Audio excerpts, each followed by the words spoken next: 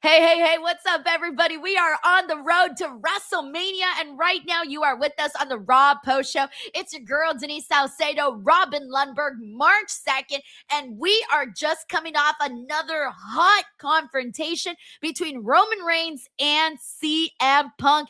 Robin, how are you, and how are you feeling after that episode of Raw?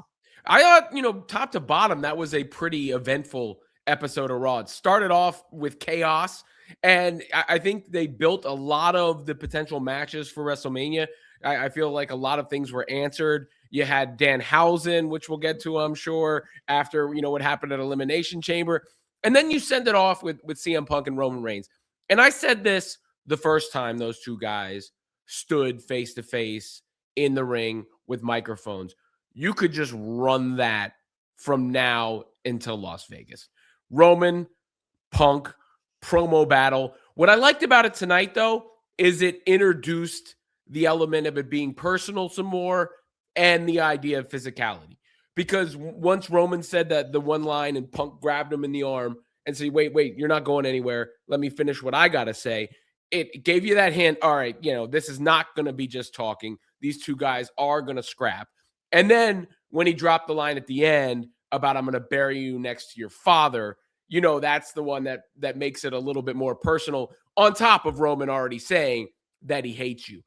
And so that to me helped build and sell that match even more. And I get a kick out of Roman calling him Phil every time. I'm sorry.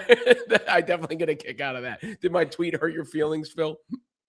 Dude, that tweet that he put out yesterday, someone told me here during the stream because I hadn't seen it, and someone told me like verbatim like what he said. I almost didn't believe it. I had to go on Twitter, go to Roman Reigns' the Twitter account, and read it I had to see it with my very own eyes, and I thought, oh my gosh, Roman Reigns just basically buried this match with CM Punk and Finn Balor 10 feet under, man, because that was brutal. But here's the thing, Robin, the last time you and I were here talking about Roman Reigns and CM Punk and the confrontation we had, you and I both agreed that Roman Reigns won that promo battle.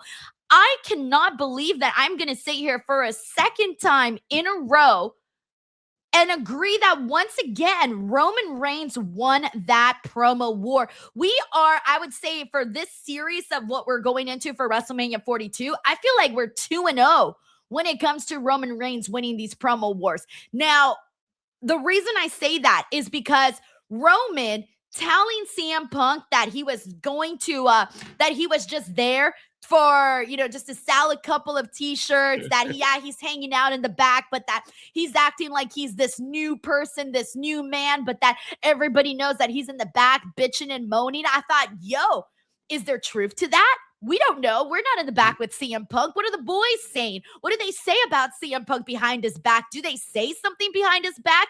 I was thinking all of these things when Roman Reigns said that. But then when he added the part about sending CM Punk off to NXT and having them train guys so that then they could send him up to Roman, I thought, dude, like you're basically saying that CM Punk is old and that he's winding down his time there. And I thought to myself, holy shit, when CM Punk said that line about his father, to me, it felt like Roman Reigns had won that promo war he had gotten CM Punk so good during that CM Punk had to sink below to new levels of basically, having to bring up his dead father because he couldn't come up with anything else. Like, here's the thing. Roman Reigns has a shit ton of material because CM Punk has a lot of baggage, has a lot of stories, has a lot of things that you could pick from to attack. Roman Reigns, there's just maybe a couple of things here and there that he could use as material. So he had nothing and had to bring up his dead father. Well, and when Roman Reigns is speaking it, you feel the truth in it. You saw, CM Punk has a lot of baggage, like you said, the bags under his eyes that he referenced. When you see CM Punk, let's be real about it. Dude's not smack dab in the middle of his prime. He's been a workhorse champion, but he's not smack dab in the middle of his prime. He's closer to the end than he is to the beginning. Then Roman also called him the backup plan, which has a lot of truth to it too. Given the injuries, given what happened to Seth Rollins, was CM Punk supposed to be in this position at this point? I don't know about that. And then there's just the truth about Roman Reigns, which is CM Punk's biggest piece of ammunition in all this is that Roman's part-time, right? Like, Roman, you're not here. You know, I'm doing the work while you're not here. But why is it always a bigger deal whenever he is there? Because he's better than everybody else. The truth of the matter is Roman Reigns is on a different, what did the shirt say? Greatness on a different level. He is. The energy picks up. You know, I'm sure the thumbnail of this show is going to be talking about Roman Reigns.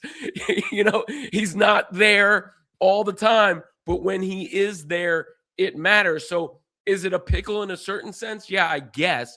But it also proves that the guy is exactly who he says he is, the tribal chief. But it's so, yeah, and it's so good whenever we have these confrontations with Roman and CM Punk. And I love that moment that you mentioned earlier where where CM Punk grabbed Roman Reigns' arm, because I thought, ooh, we're finally going to get some, you know, actual physicality. But the buildup, I guess you can say the foreplay of this, I was so good that you're like, oh, I'm ready for this. I'm ready for the actual, you know, moment to happen here. And that's what we're kind of like, what it feels like, where it's been, you know, these two confrontations. And now I just want to see more. And this is I was saying earlier during my watch along, Robin, that this is the match that is currently selling WrestleMania. They still haven't really named another match that is going. There's nothing yet. Totally. I mean, you can say Drew and Randy, but let's be real, that match ain't gonna happen. We'll talk more about that later. That's the match that is selling WrestleMania, and we need to utilize any time that Roman Reigns is there. And they did it last time, and they did it once again here. I thought this was fantastic, man. It makes me sad that we can't get this every single week or something similar, or just some sort of interaction between Roman and CM Punk every single damn week leading into WrestleMania. Because if we did, that shit would be lit. Now, I don't know how many dates Roman is supposed to be here for. I know they put out a graphic and all of that, but I don't March remember 2nd, the graphic. March 16th, March 23rd, March 30th, and April 13th. Oh, so we kind of have them for, wait, say those dates again one more time. According to this, it's March, after today, March 16th, March 23rd, March 30th, and April 13th. Okay, so he's going to basically be there for 1 month prior to WrestleMania. Yeah. So he has 1 week off, which is next week, and then after that he'll be here every week. Okay, that's so good. Yes, that's, you know what? We'll take what we can get, man. And I'm looking forward to that 1 month period of getting to see Roman Reigns and CM Punk consistently. I want to see more vignettes. I want to see more of shit getting personal between them. Like I'll take another confrontation, at least one more. And then of course, the brawling, it's gonna have to happen. We're gonna have to get some sort of an attack. I want to see them get creative with this one, because these are two men. I mean, Roman Reigns was basically calling CM Punk soft. Even I would like him to even utilize social media even more, because when Roman Reigns does tweet out stuff, or if CM Punk were to put something else, it would hit harder than if anybody else on the roster in any other storyline did. When you have Roman and CM Punk tweeting, people shut up and pay attention. Yeah, I mean, you mentioned it. His tweet the other day, you know, stopped me in my tracks too. Like, what, yo? You know, so it does feel like a bigger deal. And I think, you know, tonight they did a good job possibly establishing some of the rest of the WrestleMania card. And I think at Elimination Chamber, they strongly hinted that the night one main event is going to be Cody and Randy, which feels bigger than anything else that they had planned for that spot. But yes, of course. Or Drew catching strays. Robin, how dare you? I mean, I just tell the truth, Denise, as I see it. I'm not. Oh, and by the way, I got a conspiracy theory that I want to share about that in a second. So remind me to share that on this show. You could, because I might not remind you, but share right now. Okay. Well, okay, fine. My conspiracy theory, and I was talking about this on the post show, but I didn't say what my conspiracy theory was. I saved this specifically for right now. All right. So we all know that on SmackDown, they're going to do Drew McIntyre versus Cody Rhodes. And clearly, I think we're all predicting Cody Rhodes wins there and goes off to WrestleMania to face Randy. And that is going to be the match. So the question is, was that always the plan? Was the plan always to have Cody Rhodes versus Randy? Or was there ever a shot that Drew McIntyre was actually going to make it to WrestleMania as champion? Here's my conspiracy theory. I don't think WWE ever intended for Drew McIntyre to be champion at WrestleMania. In fact, I think they took the title off of Cody Rhodes because Cody Rhodes is one of their biggest stars. He's their QB1. And they wanted to have Cody Rhodes take part of what two big matches took place during that time? The Royal Rumble and the Elimination Chamber. I think they took the title off of him just so that they could put him in those matches and utilize his star power for those two particular matches without having to put him in an individual storyline and sell both the Rumble and the Chamber with Cody Rhodes in it. So I don't think they ever intended to have Drew go to WrestleMania. I believe that was always the plan. I agree that it was never the intention for Drew McIntyre to be the champ at WrestleMania. I don't know if it's because they wanted Cody in the Rumble and the Elimination Chamber necessarily. But if you recall back, there were a lot of those segments where Randy Orton was giving that title a look.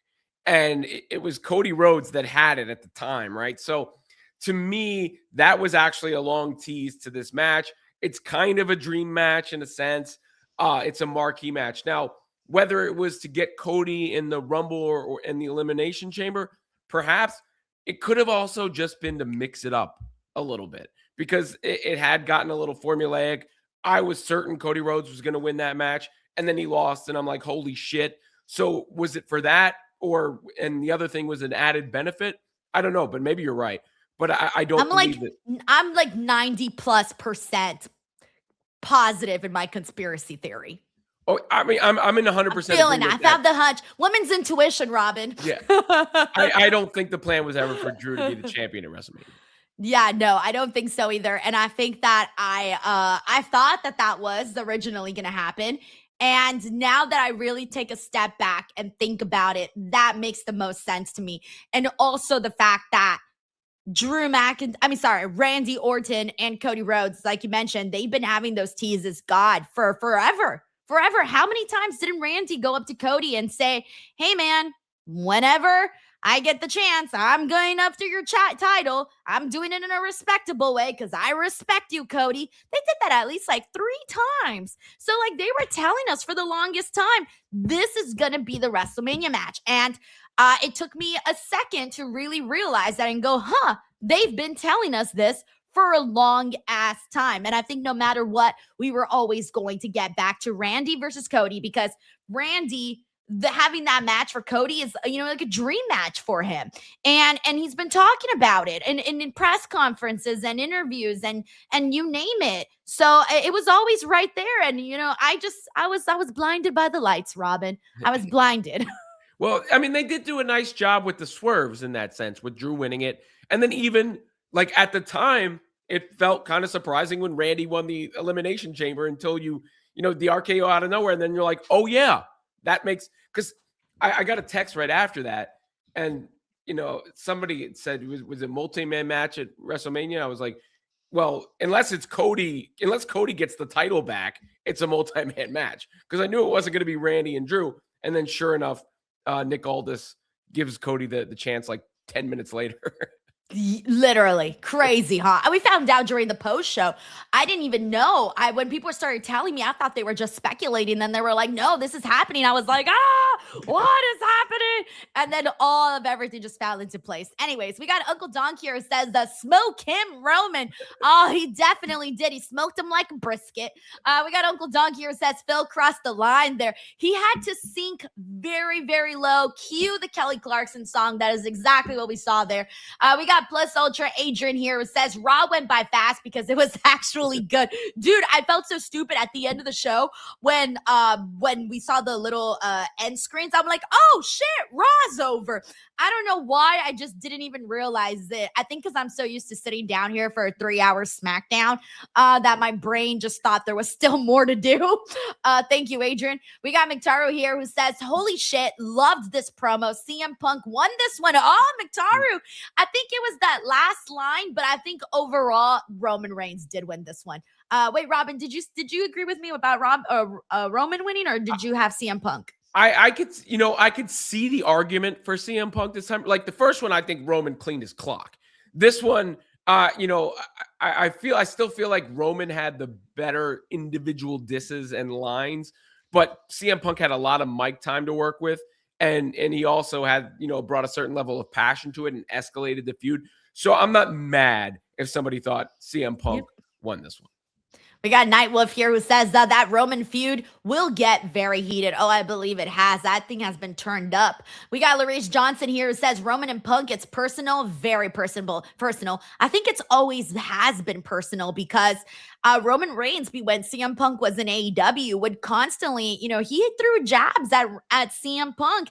We've talked about the past with the needle mover, Roman saying he wasn't a needle mover, then making the shirt out of it. I mean, this has been personal for a very long time. I would be very curious to know what Roman Reigns and CM Punk's interactions are backstage, if they even have. I don't even know what they're. It might just be like, hello. I can't ever imagine Roman Reigns and CM Punk bonding ever. Well, I mean, Roman Reigns might just show up 5 minutes before his segment. Too, yeah. And then bounce. Yeah. We got Uncle Donk here who says that no need to talk shit about family unless they still workers. No, we've been seeing that a lot. And mind you, Drew did that a lot with Cody too. He mentioned also, the late Dusty Rhodes as well. Thank you, Uncle Donk. We got Envy the Engineer here who says, usually Raw is laughable. This was pretty fun in my opinion. And they needed this, Robin. Coming off of Elimination Chamber last night, there was a lot of criticism towards WWE, the match quality, the booking, you name it. People were pissed across the board.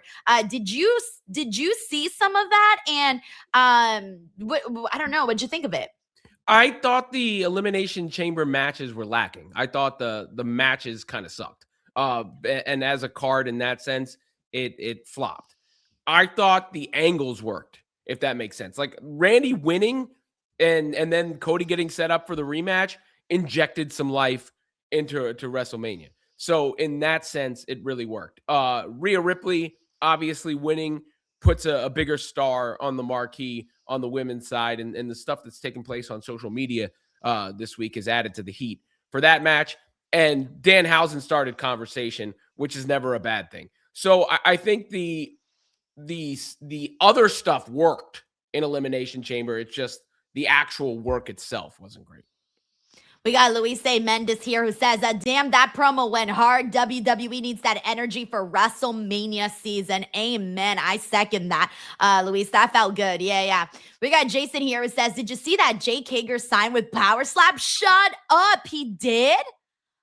Oh, no, that doesn't seem appealing, Robin. I've never actually watched Power Slap besides some of the clips that have gone viral online. That's the only time I've come across it, but it just doesn't look appealing. Well, because it's just like, a brain injury waiting to happen.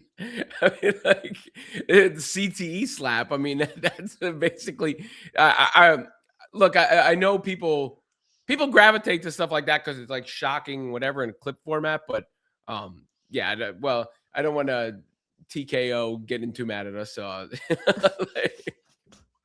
Thank you, Jason. We got W. Karams here who says, I know the last time will be highlighted, but I sneaky think Roman worked Punk there when you break it down line for line. Good stuff all around, though. And it's hard to tell, man, because these guys are pros, man, and the way that they deliver their lines and the way they hit at things, and we've seen them go to certain degrees. Sometimes it's hard to tell. Thank you, W. Karams. That's a good theory. We got David Primero here who says, how dare WWE not put any women's matches tonight? Oh my God. Yeah, you're right. Earlier, someone mentioned that. Yeah, it was Big Time Baxter who had said earlier, he said to me that, the women, he made a comment saying like the women were in the back and catering. Meanwhile, we were stuck with Jimmy Uso, the Jimmy Uso match, and then the Chad Gable Ryo match that we got here. And I was like, oh yeah, you're right. But then in my brain, I thought, oh, because we got some women's segments. I think my mind got like tricked. But yeah, you're right. We did not have any women's matches today. We did have the Liv Morgan. We had the Liv Morgan promo. We had the amicable breakup of Rhea and Io. We had the Natty promo. I'm trying to remember. The AJ Lee Bailey segment. and Bailey and Lyra. Lyra. Yeah, I guess I didn't notice it because I felt like the women had a presence on the screen, but yes. Yeah. So they had 5 that I can think of right now, 5 segments, but they were all talking segments. No women's matches. Oh shit. Yeah, and when AJ Lee went out there, I thought she was gonna have a match. They kind of it felt like it was teased when she said like, "Oh, any woman, I'm gonna be a fighting champion, and you can just come out and it'll happen." And then they showed a camera shot of the entrance, but then nothing happened. So I thought, I guess that's not happening today. It kind of feels like most of AJ Lee's promos and stuff like I don't know. Since her reintroduction, it hasn't done much for me. I got to be honest with you. Like I was kind of like bummed when she won the title. Like at least Becky's entertaining. Like I don't know what's going on. Light it up. Well, do something to light it up because mix it up, something, spice it up, something. AJ Lee right now is milquetoast as far as I'm concerned. I feel like they need to have her she said she's going to be a fighting champion. So I'm holding her to that. And they did tease Io. Oh, yeah. Io had came out of Adam Pearce's office as Bailey and Lyra were going in to try to get a match with AJ Lee. So I think they kind of teased, okay, maybe AJ will wrestle Io. Maybe she'll wrestle Bailey. Maybe she'll wrestle Lyra. I don't think she'll have, God, if they do 3 matches before WrestleMania, that would be huge. I don't think they do that many, but I'll just throw that out there.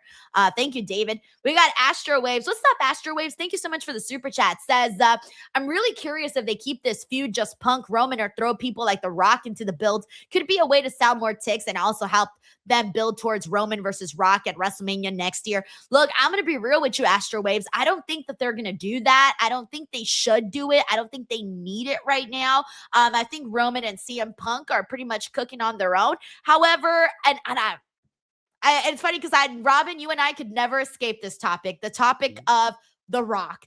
And as much as I want to see The Rock versus CM Punk, The Rock versus Roman Reigns, The Rock versus Cody Rhodes, as much as I want to see those 3 matches, I have kind of hung my hopes to the side. When it comes to that, I don't really feel like that's going to happen anymore. I feel like they should have done Roman Rock a long time ago, excuse me. And I just don't think that it's going to happen anymore. And I hope I'm wrong because I do want to see it though. Well, I don't think throwing The Rock into this makes any sense. It would make it really convoluted at this period of time, and it doesn't need it. These guys are selling themselves. Whether The Rock is done, I feel like if The Rock is going to wrestle one more time, it's going to be against Roman at WrestleMania next year. That's, I feel like if he's going to be in the ring, it's going to be Roman. That location makes sense. The money involved and all that stuff. That would be my bet. Asking for more than one match is a lot. And it's kind of a shame we never got Rock and Cody because that really got a lot of heat during that time period and felt like a natural match. But I don't think we're getting Dwayne in there twice. So if it's going to be once, it's going to be with Roman.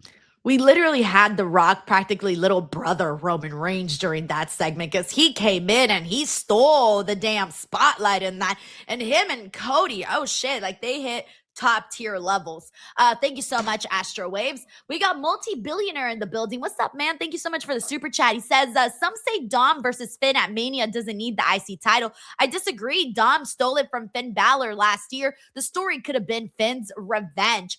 I wonder, I guess for me, I didn't really think about it like with or without the title. I just want the feud already. I think because they've teased it for so long that I don't even care how it happens, with or without, as long as the feud happens, because I think we are so overdue with Finn Balor leaving the Judgment Day. And when today we saw Danhausen, by the way, come out and curse Dominic right before his match with Penta. And even though Finn and JD were out there was a moment where they were going to bring in that hammer, but Finn stopped it. He was like, nope, you got to let Dominic win on his own. And that within itself was a huge tease again that they're no longer on the same page, man. And Dominic has, I guess, if you want to start pointing fingers, he can blame Danhausen, but he's also going to blame Finn Balor for his actions in this matchup here. So I personally think that that's it, man. Because like even within Penta and Dominic, that whole story with him chasing the IC title, that's been going on forever. So that took too long. They finally got to it tonight. Congratulations, Penta. Very happy for him. But damn, they took forever to get there. And then they've taken forever with the Dominic Finn Balor storyline. So I think at this point, with or without the title, I don't care. Just have the story, have the feud implode now. Oh, it is. It's definitely happening now. And I don't think it needs the title because it has the seeds of resentment, because it has the fact that it was simmering for so long. So that them exploding in that sense has the natural built-in heat. And this way you give Penta something to run with and hold for his own. So you can establish two things at the same time. Actually, really three. The Danhausen curse, which is a bit. But once he did that, it was a foregone conclusion that Dominic Mysterio was losing the Intercontinental Championship. And I think it's a foregone conclusion that the Dominic Mysterio and Finn Balor feud is up next because of all the, he's got to do it by himself talk, that sort of deal. And they clearly aren't on the same page there because Finn is more honorable right now. And Dom still likes to play a little dirty. So I think that's where we're headed. Yeah, no, I'm with you. Thank you, multi-billionaire. We got Kevin H. Hey, Kevin, how are you? He says, hey, Denise, is it fair to say that Roman might be better than Punk on the mic? Look, I can't say it because CM Punk has been great for a longer period of time and with different performers and a vast demographic of different types of performers that he's gone on the mic with him.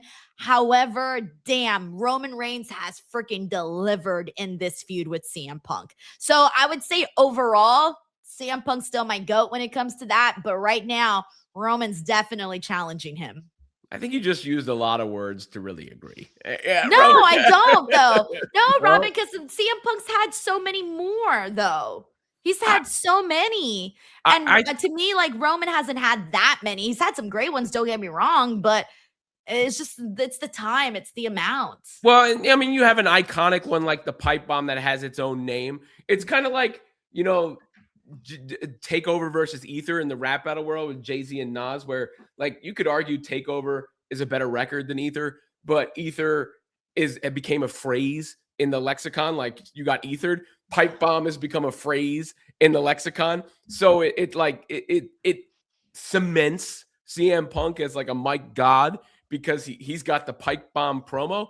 And I don't know if you necessarily say that about any one individual Roman promo. I think the one where he cooked Seth Rollins and sauteed him up is a big one from SmackDown a while back, but I can't even tell you the exact day it happened. But I think when it comes to aura and presentation and overall mic work now, Roman's the best there is. I mean, I really believe Roman is the best there is. And we've now seen him stand face to face with CM Punk twice, cook him once, probably edge him in the second one. And what iron sharpens iron, right? Like, does that not give you the answer? I mean, maybe CM Punk responds on the road to WrestleMania, but if Roman keeps winning these battles on the mic, how do you not say he's better there? Damn, crazy stuff. Can't disagree, Robin. He's challenging him. That's all I got to say. He's definitely had a major glow up when it comes to his promo work. Thank you, Kevin. We got Anthony Giuliano. Hey, Anthony. He says, hey, Denise and Robin. Denise, are you going to the Superstore in Vegas on Thursday? I also emailed you on the email you have on here to collaborate. Thank you so much, Anthony. I currently at the moment have all my spots filled up for co-hosts and things like that, but thank you for still asking and putting yourself out there. It is the year of shooting your shot, and you definitely have to do it. And as for the Superstore in Vegas, I am planning on going. I don't know what day I'm going though yet. I guess I have to figure out my schedule for WrestleMania still. Thank you so much, Anthony. We got CJ here who says, without hindsight of last Mania compared to this time last year, would you say you're more excited for Mania now compared to the point last year? I was more excited last year, but I think last year I was more excited because I felt like we just had I'm trying to remember where we were at this point last year. I don't know. I think I was more excited overall just because it was, a Las Vegas. It was the first time, in a long time back in Las Vegas WrestleMania. I was personally excited about that. There was a lot of buzz coming off of Elimination Chamber. Yes, last year, Elimination Well, that's Chamber. when the Cena heel turn happened at Elimination Yes. Chamber. So, like, I remember last year during this time, oh my God, Robin, every single video that I remember putting out that had to do with John Cena's heel turn, it was like getting massive freaking numbers. And there was a lot of excitement in the air. There was people that didn't even watch wrestling that were reaching out to me to talk to me about John Cena's heel turn. And I was hearing from people that I didn't even know knew John Cena had turned heel. So there was a total different vibe and atmosphere in the air around this time last year. Whereas this year, we're all talking about, well, the tickets are too expensive and the storytelling's not good and Elimination Chamber sucked and what is WWE doing? So yes, totally different vibes from last year to this year. But to be fair, The Rock came in for Elimination Chamber in retrospect because ticket sales were slow, right? And that excitement only picked up because of the heel turn. It wasn't, anything before that. It was that one, which now looks like a parlor trick in retrospect because it never actually paid off or went anywhere. So I think when you look at on its face, I'm more excited for Roman and Punk than I was for Cody and Cena, other than what the hell's going to happen with the heel turn. Now that's a big thing. Don't get me wrong, but just those guys face to face and the match itself. And now the way the card is shaping up, I feel like the card top to bottom might be stronger than last year's. Thank you, CJ. We got Bailey Darley here who says, I would like Roman to bring up the cult bearing WWE while this promo war is happening and love the promo. Hey, man, I'm telling you, he's got a big giant Santa Claus bag full of things that he can say to CM Punk. Thank you, Bailey. We got W. Karams. W. Karams, thank you very much. Says, mentioned to you guys last week that Penta winning the title and doing Finn Dom without a title made the most sense to spread the wealth. Love that they did it and couldn't be happier for Penta. I agree, man. We needed to kind of start leveling things up with Penta. I worried that they weren't even going to do it at some point. Oddly enough, I interviewed Penta at the 2K26 Creator Fest. And I asked him, I was like, what's your WrestleMania goal? And he said, I want to take the IC title off of Dominic Mysterio. And I thought, oh, that's nice. And I kind of doubted it was even going to happen. And then lo and behold, it happened. And now I don't know if they're going to run it back at WrestleMania. Oh, no, I'm sorry. No, I'm wrong because he's going to most likely face Finn. My apologies. So the question I was going to say was, I don't know now who Penta is going to challenge defend the IC title for. 2. There you go. Sorry. Thank you, W. Karams. We got Hardy Punk here who says, first Rawhausen curse shifts from Triple H to Dude Wipes Dom. What? Dude Wipes Dom? I think he was wearing that on his, he was wearing the advertisement. Yeah. Oh, shit. I didn't realize that. Yeah. Oh, damn. Hey, shout out to Dude Wipes, by the way, who should sponsor me. Okay. My husband uses Dude Wipes. Okay. I can vouch. All right. Anyways, thank you, Hardy Punk. We got W. Karams here who says, Gunther and Dragon Lee was outstanding. Oh, I agree. He says, I could write a thesis on that in ring storytelling. Gunther is a damn master. They worked that crowd perfectly, sticking with my Mysterio call for WrestleMania non-retirement. Robin, I loved that match. I felt at one point like I wanted to get up and clap because I was so entertained. What I loved about Gunther versus Dragon Lee was that Dragon Lee went out there, attacked him before the match started. So it got started very, very hot. But also, Gunther was trying to do anything to kill him, but he was getting his shots and he was getting his damage in on Dragon Lee. But Dragon Lee was moving around the ring so fast and finding different ways to counter Gunther that he almost tired the big dude out. Gunther, did you see him out there dripping buckets of sweat because he could not take out Dragon Lee as easy as he thought? I thought these two guys, they're so different, yet they had such great chemistry together. I loved this match. It was my favorite, aside from Roman and Punk. It was my favorite moment of SmackDown was watching them wrestle. Give me Gunther and Rey Mysterio at WrestleMania. I am ready for it. The way Gunther unmasked Dragon Lee, you know that's going to set up the feud there with Rey Mysterio. The way that match worked and the back and forth shows that Gunther can work really well within that style. And who's better at that style than Rey Mysterio? Now the question is Rey's career on the line? Because if it is, then like the heat would do be the unimaginable. match without the thing. Yeah. If you're to ask somebody like, who's the most universally liked wrestler of all time that nobody hates, it might be Rey Mysterio. So for Gunther to retire him would just add to the booing chorus and everything. But even if it isn't a retirement match, I am sat for Gunther and Rey Mysterio at WrestleMania. Dude, yeah, no, you're right. He works very well with fast-paced wrestlers. And I like that Dragon Lee is getting his flowers too, by the way.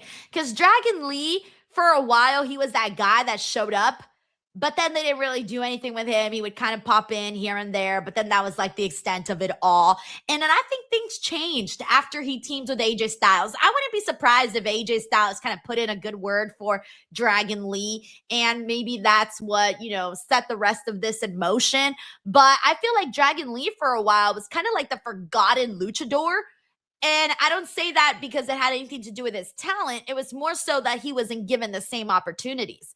And it didn't really feel like they had any plans for him. And then suddenly, here he is, tag teaming with AJ Styles, winning gold with AJ Styles. And then suddenly he's out here having a banger of a match with Gunther.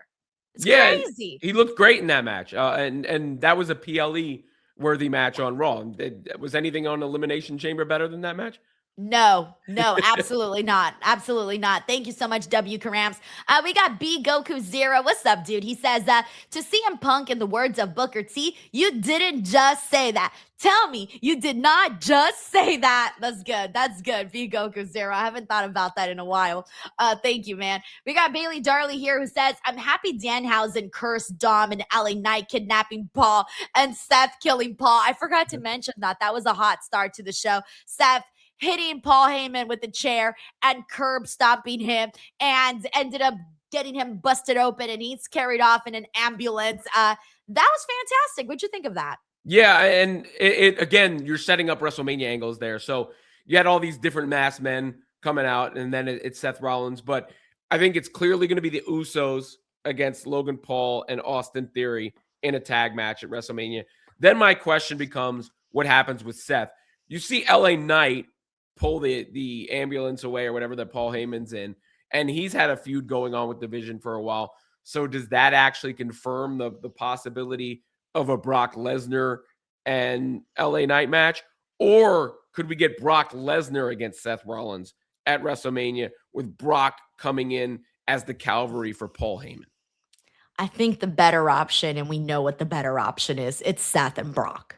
Out of those two, that's the better option. I mean, I would still kind of hope for Obafemi, but I think if those are the two options, I would say Seth Rollins. And then you're starting to look at a really stacked card then. Roman Reigns and CM Punk, Rhea Ripley and Jade Cargill, which now has some heat added to it.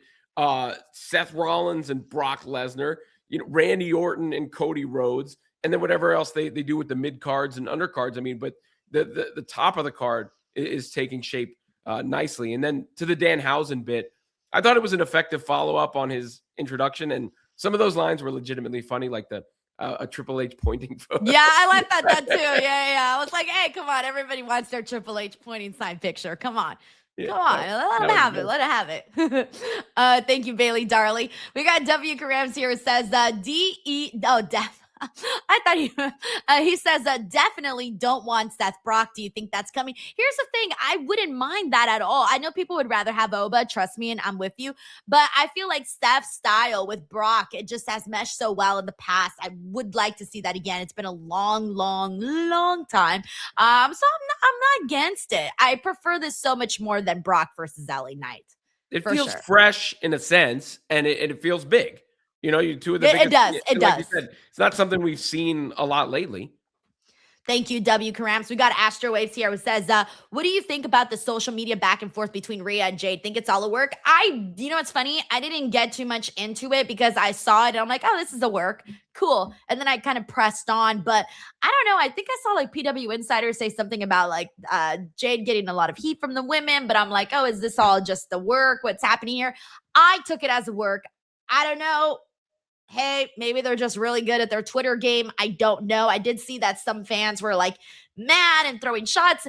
I should have read every single tweet and I did not. So I feel like that part is what's making me go like, I don't know what's happening there. But Robin, did you get a chance to see all the tweets or I what didn't did you see make all of of them in an encyclopedic fashion, but I saw enough of them where the lines are blurred to the point where I'm not sure. I mean, what part did it? What part blurred the lines? Well, Piper Niven saying if you leave Jade in the ring long enough, she'll expose herself.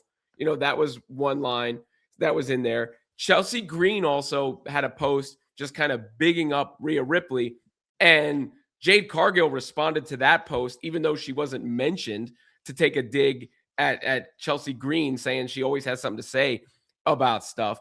And then just like I did see that, yeah. Rhea Ripley's delivery tonight, the way that she looked into the camera and the look in her eyes, she's playing into it, whether it was, work or shoot, she's playing into it. And then all of a sudden now, like, I don't care. I don't care if it's a work. I don't care if it's a shoot. Jade and Rhea has legitimate heat and interest in it now. When before it was just like, okay, you got Rhea into a WrestleMania match. It's probably the biggest match you could do with the women that you haven't done. Rhea and Jade, look good on a poster, but there wasn't anything else to it. Now there's something else to it, and nothing works better than when those lines are blurred. What do we call it? A schwerk? Schwerk, yeah. Nothing works better than a schwerk. And now Rhea Ripley and Jade Cargill will be schwerking all the way to WrestleMania. Here's my question. Wait, why did Piper get involved in the Twitter war? Like she just came out of nowhere and started saying stuff. Like that's where I'm confused about. Like what happened there? Let me find her tweet. Because I'm like, did she just out of the blue decide to comment on it? Okay, so she responded to what Jade said about Chelsea. Chelsea posted, Rhea is proof that you can be kind, respectful, and the most talented wrestler in the world. And then Jade quote tweeted that to say, it's no point to even go and embarrass you on this app. You always have something to say about everything, even though Jade wasn't mentioned in that post. And then Piper Niven quoted Jade Cargill and said, who the F even said anything about you? Contrary to your belief, the world doesn't actually revolve around you. No point to even embarrass you on this app. Give you enough ring time and you'll do it to yourself. Oh, Piper. Ouch. Yeah. Oh, ouch. Oh my God. I don't know what to say. They're getting into it. Damn. A Piper bomb. Yeah. Piper was like, I'm not holding back. That's my girl, Chelsea Green. Wowzers. Okay, I was going to say, because the parts that I read were the stuff with Rhea and Jade, and I didn't see anything that crazy. But what you said, what Piper said, that's been the craziest part. And did you see Rhea's Instagram story? No. Where have I been? Rhea had I 6 miles today. I think she might have deleted it, but I gotta find. So yeah, Rhea posted on her Instagram story, not having fun, not friends, learn to work and never lie to defame someone's real human character by breaking the fourth wall, in quotes, breaking the fourth wall. Wait, and that that again. So Rhea posted that, like she wrote it like what, as a notes thing? On an Instagram story. So okay.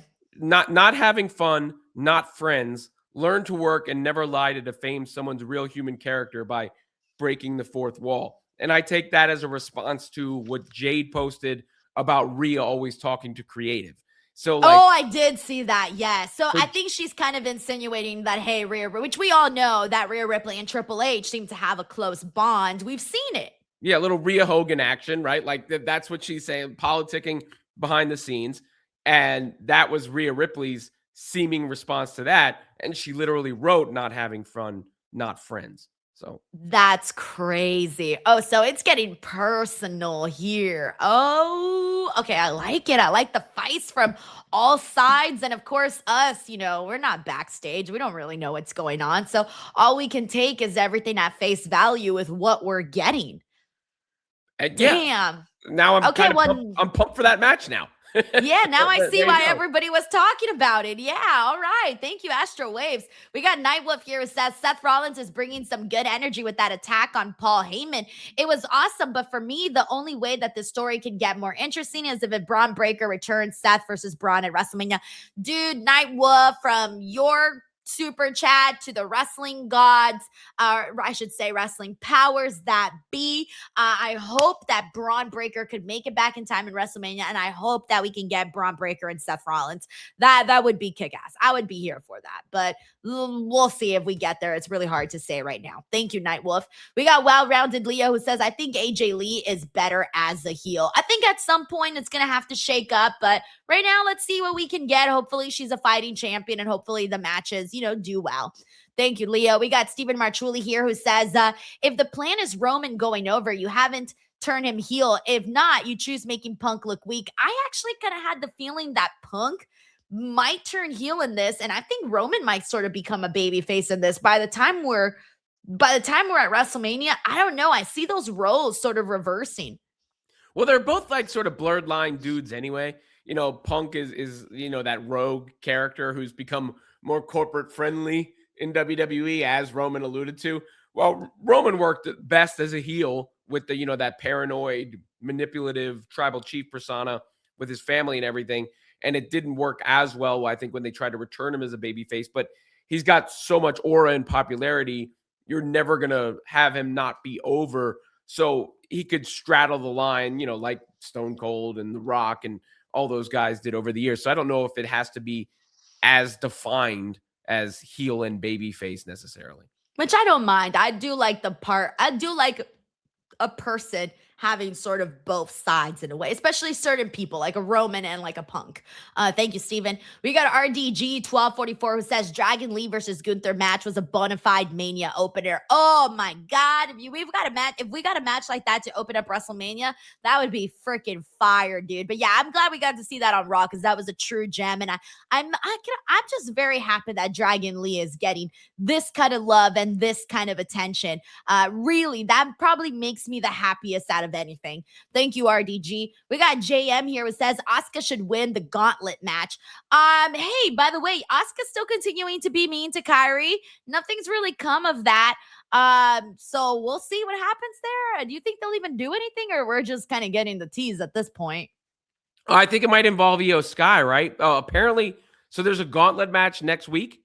Women's Intercontinental Championship #1 contenders match. Okay, so that's what they're going to do for AJ Lee. Okay, so then they're going to stall basically another week, and then probably the third week of Monday, maybe the third week, they'll finally get that match with AJ Lee.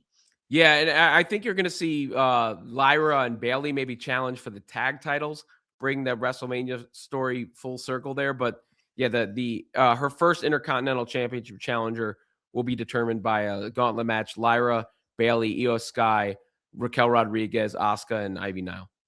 Yeah, I feel like, there's a lot of good options, to be honest. I would be happy with pretty much every one of those options, but the top three are Bayley, Io, and Asuka for sure.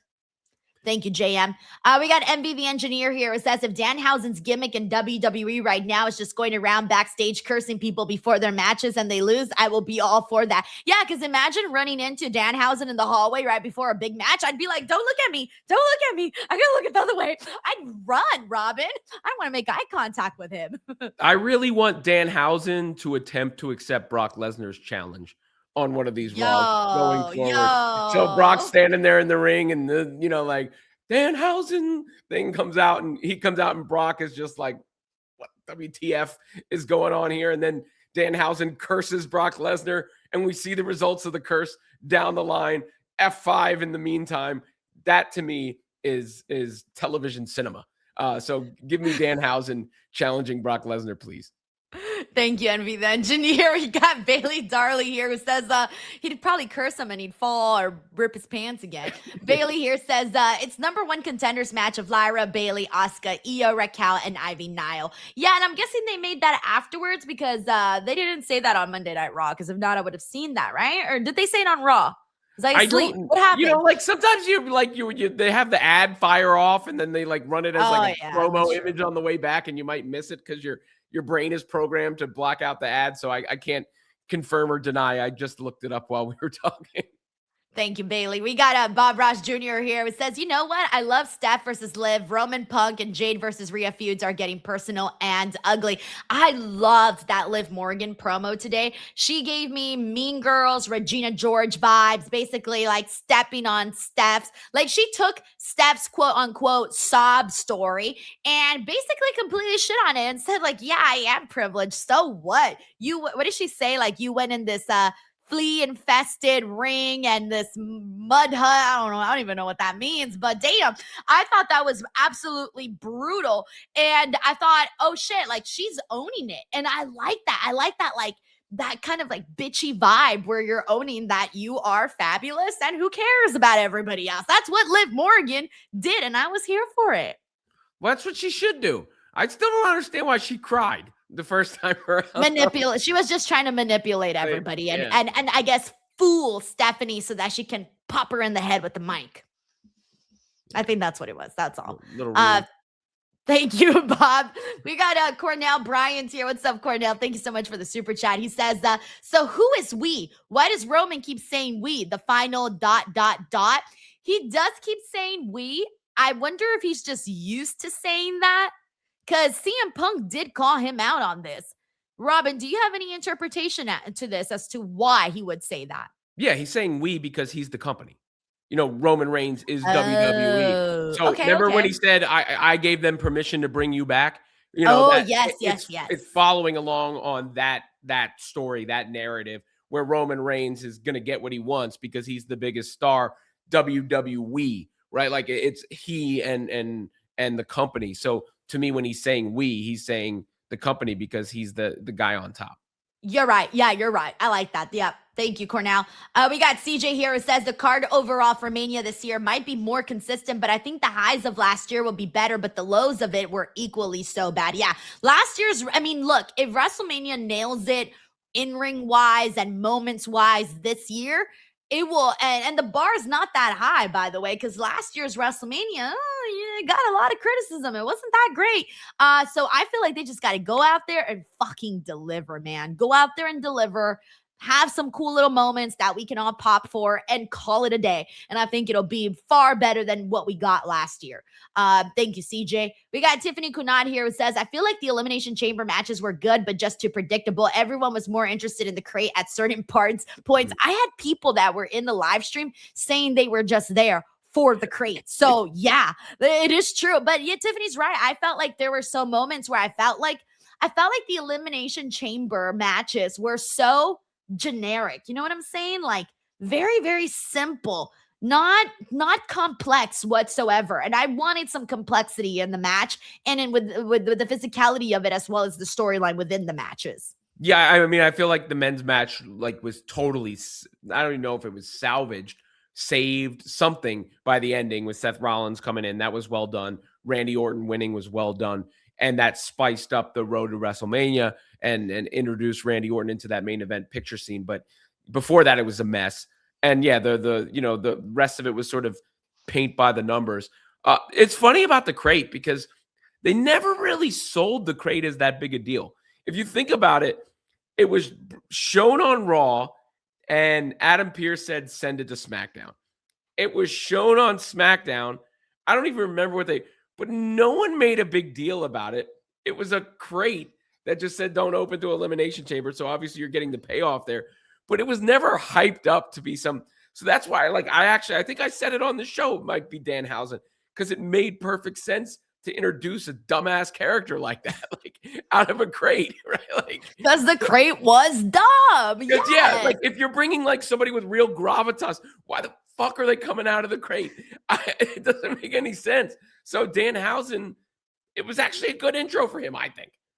I mean, I'm happy for Danhausen. I'm very happy for him. Let's see what we got here. We got W. Carrams 54 who says, Denise, like you, I dig the drama. However, I'm not interested in Jade Rhea going super low on social after what we saw with Tiffany and Charlotte. As a women's wrestling fan like you, they don't need it. Here's the thing, though. If they are working, then shit. All right. They found a way to like really heat things up. Again, I don't know. These people are professionals. I do not know what, if we're being worked or not, if they're just, they're just towing the line like what we saw the men do tonight with Roman and CM Punk, right? We have CM Punk mentioning Roman's dead father. Like, that's crazy. We have Roman, mentioning, things about CM Punk's past that's very complex. And we've seen it in the past. So if the women get down and dirty like that, maybe I don't know. It depends because again, with Charlotte and Tiffany, things got, when you mention romance and, love angles and things like that, well, things get very personal. So again, I do not know. I guess it depends on how much they're willing to toe this line and how much of it is a work or did someone get worked into a shoot? That's also a thing too, guys. I don't know. And of course they don't need it because they're so freaking talented. But I'm not gonna lie, the drama does pique our interest, right? It does. Like, I'm not gonna sit here and lie and say I wasn't all up on that Tiffany Charlotte drama because I was. And then I was glad that they made peace and they had their match at WrestleMania and it was what it was. And now they've both grown from that in different ways and have gone and moved on. Who knows? I'm more intrigued in the match. Like I said, like I don't know. I feel like anytime. I mean, maybe it gets heightened up if like the women are being accused of like drama or caddish behavior or whatever. But the same thing works on the men's side. Whenever you feel like it might not be within the confines of the storyline, people go, "Oh shit, oh snap," and they snap to attention. So I can't speak to the how real it was or not. I can say work or not, it's working. Thank you, W. Karams. We got Sleaze Boy here who says, how to solve the problem with Rhea Ripley and Jade Cargill. To quote Shinsuke Nakamura, pillow fight, and then have some pillow talk. Oh my God, Sleaze Boy. Hey. Slow your roll here. Thank you, Sleaze Boy. We got Randy Hayward here who says, Punk tied the dead father with him being alone. Wow, that is true. That was pretty low, man. I'm telling you, that was pretty low. Thank you, Randy. We got RDG 1244 here. It says Stephanie and Penta now know how to do their own taxes. Congratulations, because doing taxes stinks. No, their commercial was pretty fun. I like that. Thank you, RDG. We got J Jim here. It says, looks like all the women titles will be at WrestleMania. Women are money. I hope so. I really, really hope so, because I don't want a situation where that's not happening. But it's looking like it. It's looking like it, because Lash and Nia, I'm sure they'll be defending, probably against the Bellas or something. And the IC title with AJ will definitely be on with most likely Becky. And then both women's titles, of course. What other women's titles am I missing? Oh, the US title. Mm-hmm. Yeah, so that'll eventually happen. All right, thank you, J Jim. I was like, how many more titles do we got? Anyways, was there anything else that we didn't touch on, by the way, for the show that really had to be touched on? I think we kind of got it all in there, actually. Yeah, we did. Perfect. There you go, guys. That was Monday Night Raw, a pretty noteworthy one today. So I'm very glad that we had a lot to discuss as we get into continue on with WrestleMania 42 season here. Robin, tell the people where they can find you, support you, check you out, all of that. Yeah, follow me on social media over on YouTube, and then I'll be on Pro Wrestling Nation 24/7 tomorrow from 2 to 4, Friday from 2 to 4, and then Saturday with you from 9 to noon. Let's go. All right, we got Sleaze Boy here who says, I'll be the cameraman too. So Roman should have said he'll bury Punk next to Larry. Oh, no. That's too soon, man. Oh, but he also said about his dad, and his dad didn't die that long ago either. Oh, man, these lines, guys. I don't know.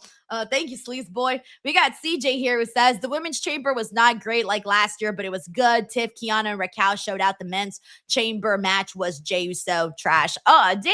Why has Jey Uso got to catch strays? He wasn't even in the match. Yeah, I feel like that belongs to LA Knight this time around. Oh, dude, poor LA Knight, man. He had a rough night for sure.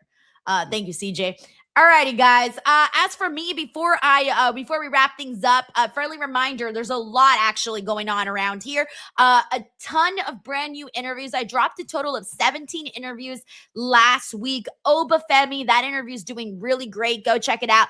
Tatum Paxley, Blake Monroe, Trish Stratus, Jacob Fatu. There are so many. Drew McIntyre. Go check those out. And then also, we are under 2 weeks away. I cannot even believe it. I'm freaking out. My show, March 14th. It is happening. My first ever live podcast at the Hollywood Improv. We are less than 2 weeks away. It is all coming so fast.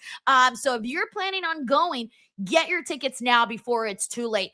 Improv.com/Hollywood to get it. Just go to the Hollywood Improv website, or you can go in the links of this description box below, or you can scan the QR code that you're seeing right now here on the screen. Whatever is easiest for you guys. March 14th.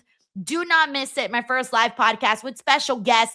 Willow Nightingale of AEW, your current TBS champion, your current tag team champion. She will be there. It will be fantastic. I cannot wait. I hope to meet some of you guys there. Again, that is March 14th at the Hollywood Improv. And get your tickets. All right. That's it. That's all I've got. Let me make sure I caught up with everything. Cool. Alrighty, everyone. Thank you guys so much. I'll be back here tomorrow for NXT coverage, Dynamite, SmackDown, and Vengeance Day. Bye, everybody. Yeet.